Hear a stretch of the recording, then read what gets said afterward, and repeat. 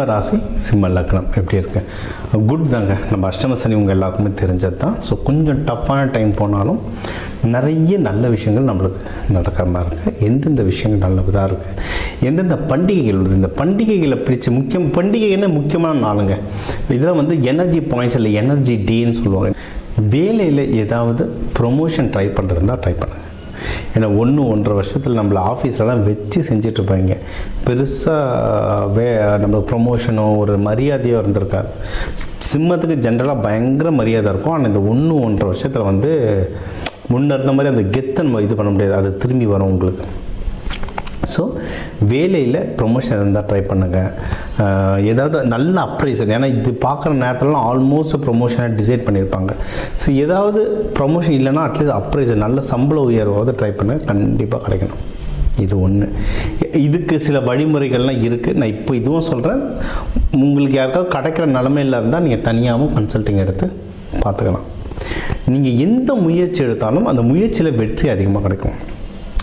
வேலை செஞ்சாலும் சரி, தொழில் நீங்கள் ஏதாவது பிஸ்னஸ் பண்ணுறீங்கனாலும் சரி, இல்லை கல்யாணத்துக்கு முயற்சி எடுக்கிறாங்க, எந்த முயற்சிகள் நீங்கள் எடுத்தாலும் உங்களுக்கு சப்போர்ட் ரொம்ப ஜாஸ்தியாக இருக்கும். அதுவும் நீங்கள் பெண்கள் மூலிமா வர சப்போர்ட் ஜாஸ்தியாக இருக்கும்.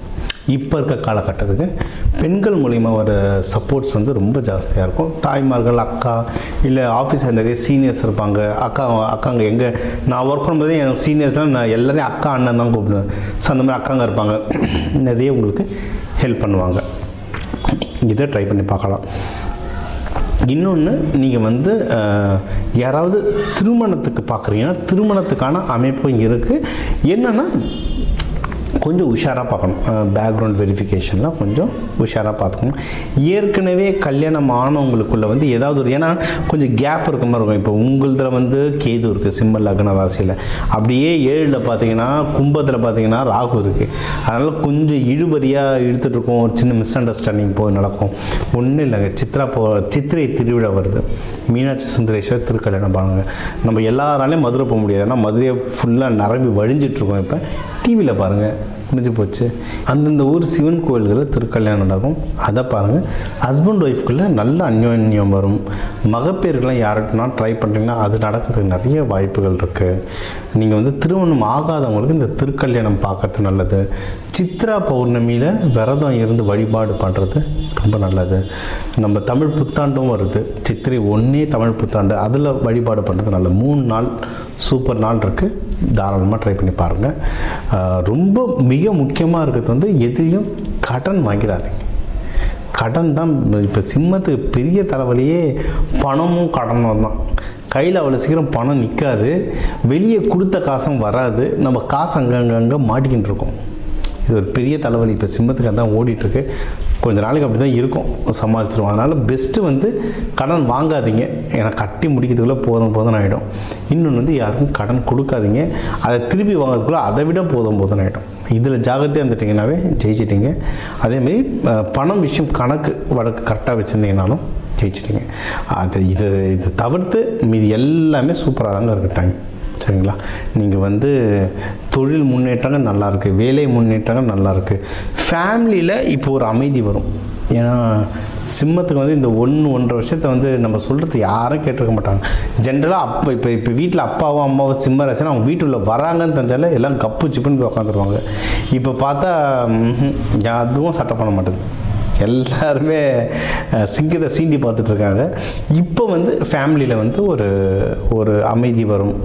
நீங்கள் சொல்கிற மாதிரி நீங்கள் நினைக்கிற மாதிரி ஒரு சூழ்நிலைகள் ஃபேமிலியில் அதிகமாக வர்றதுக்கு சூப்பராக வாய்ப்பு இருக்குது. இது சுப நிகழ்ச்சிகள் நிறைய நடக்குங்க. நியூஸ் கண்டினியூஸாக வந்துட்டுருக்கோம். அதாவது நம்ம கஷ்டப்பட்டாலும் சரி, நம்ம வீட்டில் நிறைய சுப நிகழ்ச்சிகள் ஏதாவது மாற்றி வந்துட்டுருக்கோம்.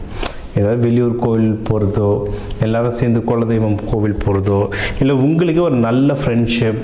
நான் இப்போ ரொம்ப ஒரு இயர்லி 20s இருக்கீங்கன்னா, சிங்கிள் தான் இருக்குன்னு நல்ல லவ் அமையறது. இந்த மாதிரி நிறைய சுப நிகழ்ச்சிகள் வரும். இந்த தெய்வ வழிபாடுகள் பண்ணுங்கள். லக்ஷ்மி நரசிம்மர் சூப்பராக வேலை செய்யும். சிவபெருமான் அம்பாலோட வழிபடுங்க.